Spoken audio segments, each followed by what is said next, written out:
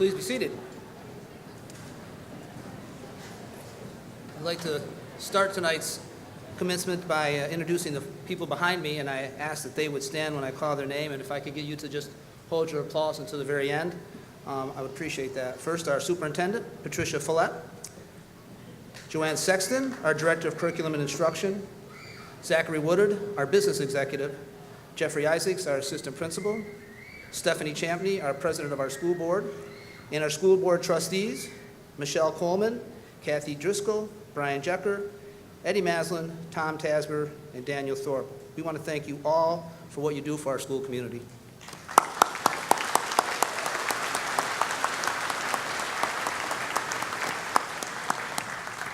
And off to my left, I'd like to acknowledge some representatives of the amazing staff we have here at Whitney Point Central School District. So I'd like to join a round of applause for them as well.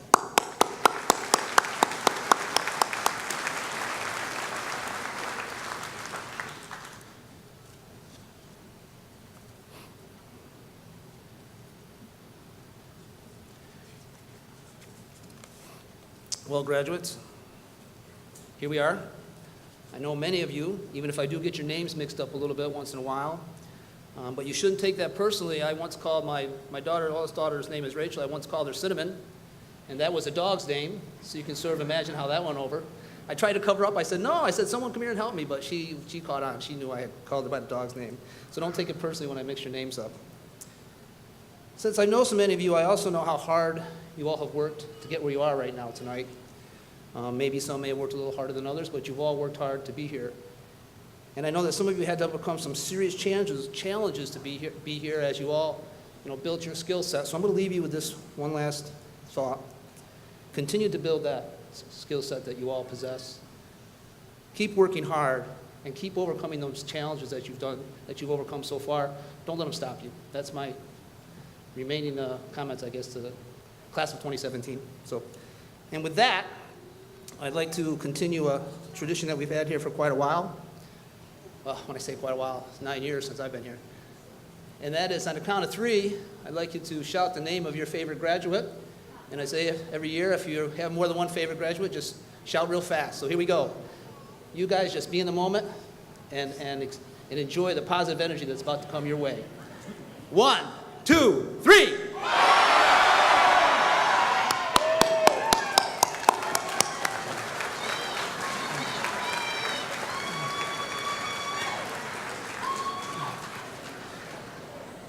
And Jordan Haas, would you come to the podium and get us started? Jordan?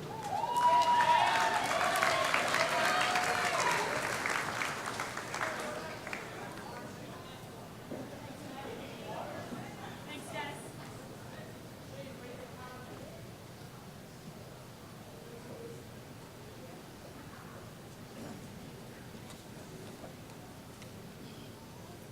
Good evening, ladies and gentlemen. I'd like to thank everyone for being here, and I want to thank the parents and guardians for helping us get through these grueling 13 years. Not only do I want to thank you, but I also want to acknowledge the hard work of those sitting beside me. Because if they didn't put in any effort or work towards this, nothing that anyone would have said or done would have propelled them through to graduation. Because let's face it, teenagers have a mind of their own that are hard to change. I really only have one piece of advice, and then I promise I'll stop talking. I can't predict a lot of things that will happen in our future, but I can guarantee some of them. We will all experience moments of joy and happiness that will turn into times of hardships and sadness. Like many have and will say, this is just the start of our lives, and it will be full of twists and turns that we can't predict. But come on, where would the fun in knowing everything be? As much as we wish our lives were movie scene perfect, they aren't.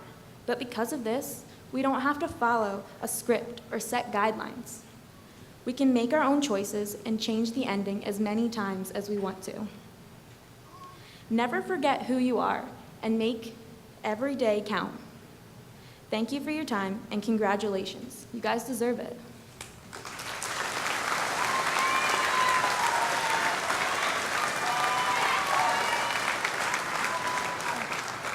Thank you, Jordan. Now our superintendent, Mrs. Patricia Follett. Good evening. It's a privilege and a pleasure to welcome you to the 2017 Whitney Point graduation ceremony. This is a special time in the lives of our graduates and their families. One of the few significant occasions that we will remember, that will be remembered by all, like births, weddings, and yes, even getting your driver's licenses.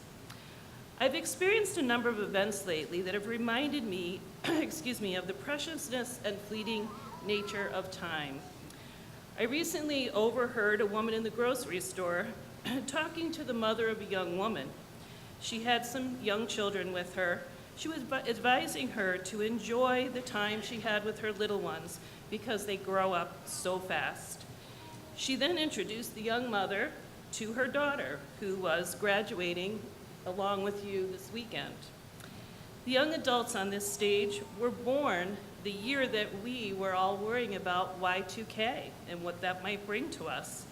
They are the last high school class where the majority of the students were born in the last century, the 1900s. Next year, our graduates will be 2,000 births. This week, I attended a graduation ceremony for our pre-K students. The last picture in their slide presentation was these young 3-year-olds in their cap and gowns, and the caption to the picture said, "The class of 20